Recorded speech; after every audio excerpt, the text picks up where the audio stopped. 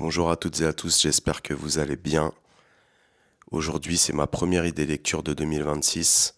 J'ai changé mon setup vidéo, mon setup audio. Voilà, je voulais quelque chose de qualité pour mes idées lecture. Je vais les raccourcir afin qu'elles soient un peu plus partagées et vues aussi parce que je sais que les grosses vidéos, les gens ont de plus en plus de mal et décrochent. Donc, cette première vidéo, je l'inaugure avec le livre de Natacha Apana, La nuit au cœur, qui est sorti chez Gallimard. Et c'est un livre d'utilité publique, clairement. J'ai vraiment kiffé ce livre. Natacha Apana, c'est une valeur sûre de la littérature française. C'est une écriture qui est poétique, immersive, très imagée.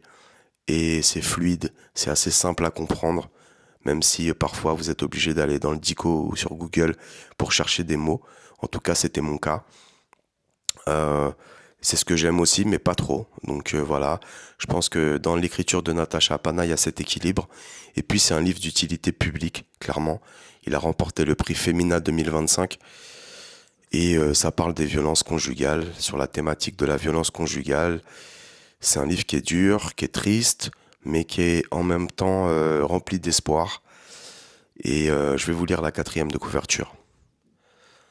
De ces nuits et de ces vies, de ces femmes qui courent, de ces cœurs qui luttent, de ces instants qui sont si accablants qu'ils ne rentrent pas dans la mesure du temps, il a fallu faire quelque chose. Il y a l'impossibilité de la vérité entière à chaque page, mais la quête désespérée d'une justesse au plus près de la vie, de la nuit, du cœur, du corps, de l'esprit. De ces trois femmes, il a fallu commencer par la première, celle qui vient d'avoir 25 ans quand elle court et qui est la seule à être encore en vie aujourd'hui. Cette femme, c'est moi. La nuit au cœur entrelace trois histoires de femmes victimes de la violence de leurs compagnons.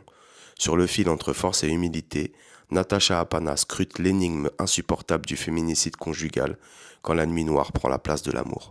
Franchement, je vous le recommande. Je vais pas vous lire d'extrait.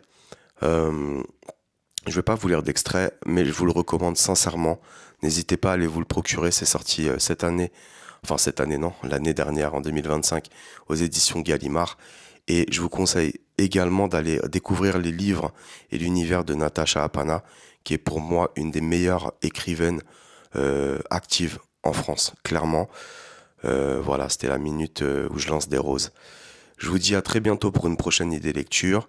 Prenez soin de vous et n'oubliez pas de lire.